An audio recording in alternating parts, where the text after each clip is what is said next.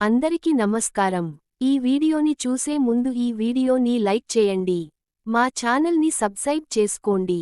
ప్రతి ఆడవారికి ఉపయుక్తమైన చిట్కాలు, వంటింటి చిట్కాలు ప్రతి ఒక్క ఆడవారికి ఎంతో ఉపయోగపడే చాలా సులభమైన వంటింటి చిట్కాల గురించి ఈ వీడియోలో తెలుసుకుందాం. పూరీలు బాగా పొంగాలంటే, పూరీ పిండి కలుపుతున్న సమయంలో అందులో 1 స్పూను బియ్యం పిండి కలపండి. ఇది పిండికి కఠినతను ఇస్తుంది. ఫలితంగా పూరీలు వేపేటప్పుడు బాగా పొంగుతాయి, ఆకర్షణీయంగా కనిపిస్తాయి. పూరీలు మెత్తగా రావాలంటే, పిండిలో 2 స్పూన్ల పాలు కలిపితే పూరీలు గట్టిగా కాకుండా బాగా మెత్తగా వస్తాయి. దోమలు ఇంట్లో ఎక్కువైతే, 1 గిన్నెలో నీళ్లు తీసుకుని అందులో 1 కర్పూరం బిళ్లను వేసి గదిలో ఉంచండి. కర్పూర వాసన దోమలను దూరంగా ఉంచుతుంది. ఇది సహజమైన దోమనాశక మార్గం. ఉల్లిపాయలు కోస్తే కన్నీళ్లు రాకుండా ఉండాలంటే, ఉల్లిపాయలను కోసే ముందు 5 నిమిషాలు నీటిలో ఉంచండి. ఈ నీరు ఉల్లిపాయల వాసనను తగ్గిస్తుంది. ఫలితంగా కన్నీళ్లు రావు. వెల్లుల్లిపాయల పొట్టు తేలికగా తీయాలంటే, వెల్లుల్లిపాయలను 10 నిమిషాలు ఎండలో ఉంచండి. తరువాత వాటి పొట్టు సులభంగా తీసేయవచ్చు. చింతపండు గుజ్జుతో ఇత్తడి పాత్రలు మెరుస్తాయంటే, ఇత్తడి పాత్రలపై చింతపండు గుజ్జు రాసి తోమితే అవి మెరిసిపోతాయి. బొద్దింకలు ఇంట్లో ఎక్కువైతే, 2 వెల్లుల్లి రెబ్బలను నూనెలో నూరి, ఆ నీటిని బొద్దింకలు తిరిగే చోట చల్లండి. అవి దూరంగా పారిపోతాయి.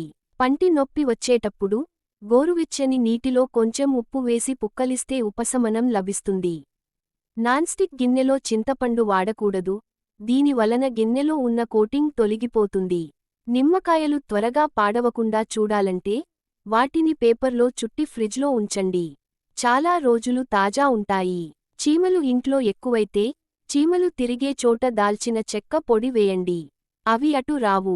విరోచనాలు అవుతున్నప్పుడు, గసగసాలను నూరి నీటిలో కలిపి తాగండి. జీర్ణవ్యవస్థను చక్కగా చేయడం వల్ల విరోచనాలు తగ్గిపోతాయి. ముఖం కాంతివంతంగా ఉండాలంటే, సున్నిపిండి, పాలు, పసుపుతో పేస్టు చేసి ముఖానికి అప్లై చేయండి. కాంతి పెరుగుతుంది. నెయ్యిని ఎక్కువ రోజులు నిల్వ ఉంచాలంటే, నెయ్యి కాసేటప్పుడు కొద్దిగా మెంతులు వేయండి. ఇది ప్రిజర్వేషన్కి ఉపయోగపడుతుంది. అన్నం తెల్లగా రావాలంటే, ఉడకబెట్టే నీటిలో 2 చుక్కల నిమ్మరసం వేయండి. బియ్యం మెల్లగా తెల్లగా ఉంటుంది.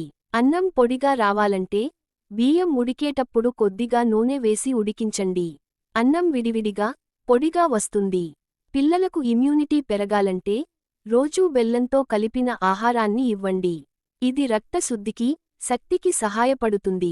క్యాబేజీ వాసన తగ్గించాలంటే, ఉడికేటప్పుడు అల్లం ముక్క వేసితే దుర్వాసన రాదు. తెల్ల వెంట్రుకలు నల్లగా కావాలంటే, కొబ్బరి నూనెలో ఆముదం, ఉసిరి పొడి, మందారం ఆకులు, కరివేపాకు కలిపి నూరి తయారుచేసి తలకి మర్దన చేయండి. గిన్నెలు తేలికగా క్లీన్ చేయాలంటే, గిన్నెలో నానబెట్టిన రైస్ వాటర్ వేసి అరగంట ఉంచండి. మాడులు తేలికగా పోతాయి.